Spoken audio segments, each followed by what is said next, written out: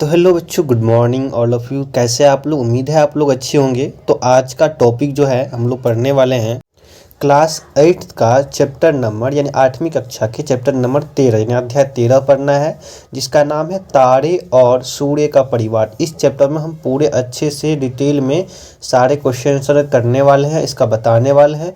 तो चलिए चलते हैं अभ्यास के प्रश्न उत्तर पे। अभ्यास के प्रश्न उत्तर में रिक्त स्थानों को भरे। पहला प्रश्न है, पहला में क से लेकर अ तक प्रश्न है, जो कि रिक्त स्थान है उसको भरना है। ठीक है। कौन प्रश्न है, शूटिंग स्टार वास्तव में डाइस नहीं है। तो ये क्या नहीं है? शूटिंग स्टार जो है ना, तारा नहीं है। इसका आंसर हो जाएगा तारे। ठीक है। कौन प्रश्न है, तारों के ऐसे समूहों को जो कोई पैटर्न बनाता है डाइस कहते हैं। तो अगर तारों के समूह का जो कोई पैटर्न बनेगा ना, तो उसको जो है समूह तारा मंडल कहते हैं। ठीक है। तो इसका आंसर हो जाएगा तारा मंडल, भर लीजिएगा। ठीक है।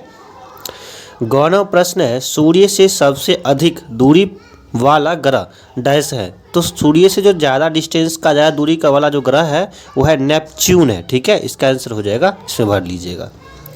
घन प्रश्न है, वर्ण में हल्का लाल प्रतीत होने वाला ग्रह है। तो ये क्या है? हल्का लाल प्रतीत होने वाला ग्रह कौन सा है? मंगल ग्रह है। ठीक है।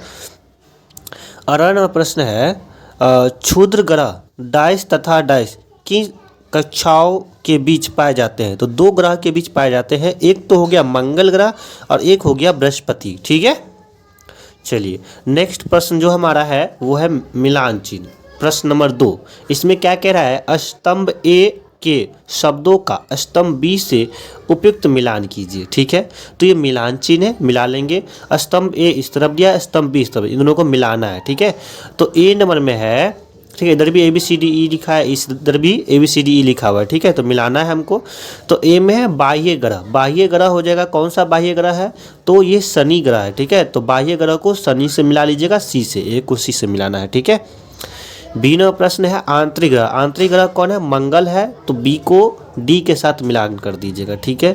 और सी नंबर है पृथ्वी का उपग्रह। पृथ्वी का उपग्रह कौन सा है? जानते ही आप लोग, चंदा मामा या दूर के यानी चंद्रमा। ठीक है। तो पृथ्वी का उपग्रह क्या करिए, एफ से मिला दीजिएगा, चंद्रमा से। डी नंबर प्रश्न है तारामंडल। तारामंडल किससे मिला दीजिएगा? तारामंडल सप्तऋषि है। ठीक है। इससे मिला दीजिएगा, बी ऑप्शन से। और ई नंबर प्रश्न है आर्यभट्ट। तो आर्यभट्ट क्या है? कृत्रिम उपग्रह है। ठीक है। तो ई वाले ऑप्शन को ए के साथ मिलान करना है। ठीक है।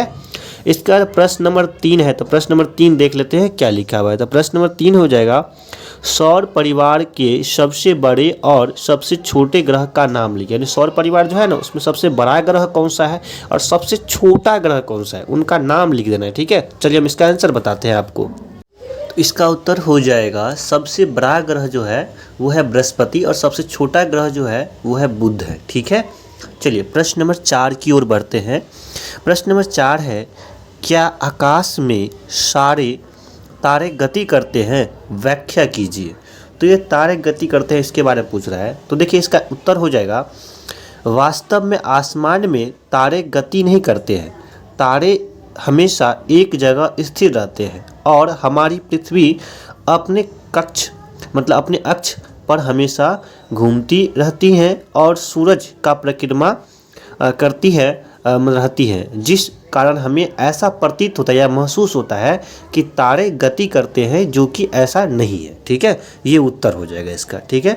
प्रश्न नंबर बढ़ते हैं 5 की ओर। तो प्रश्न नंबर 5 जो है वो क्या है कि तारे के बीच की दूरियों को प्रकाश वर्ष में व्यक्त किया जाता है। कोई तारा पृथ्वी से 8 प्रकाश वर्ष दूर है, तो इस कथन का क्या तात्पर्य है? तो इसका उत्तर हो जाएगा, कोई तारा पृथ्वी से 8 प्रकाश वर्ष की दूरी पर स्थित है। इसका मतलब यह हुआ कि उस तारा से पृथ्वी तक प्रकाश को आने में 8 वर्ष का समय लगेगा, यानी 8 साल का समय लगेगा। ठीक है। और अगर इससे किलोमीटर में नापा जाए तो पर 8 प्रकाश वर्ष बराबर कुल 8 गुणे 9.7 गुणे 10 के पावर 12 किलोमीटर हो जाएगा। ठीक है। ये फॉर्मूला है, इससे निकाल सकते हो आप। ठीक है।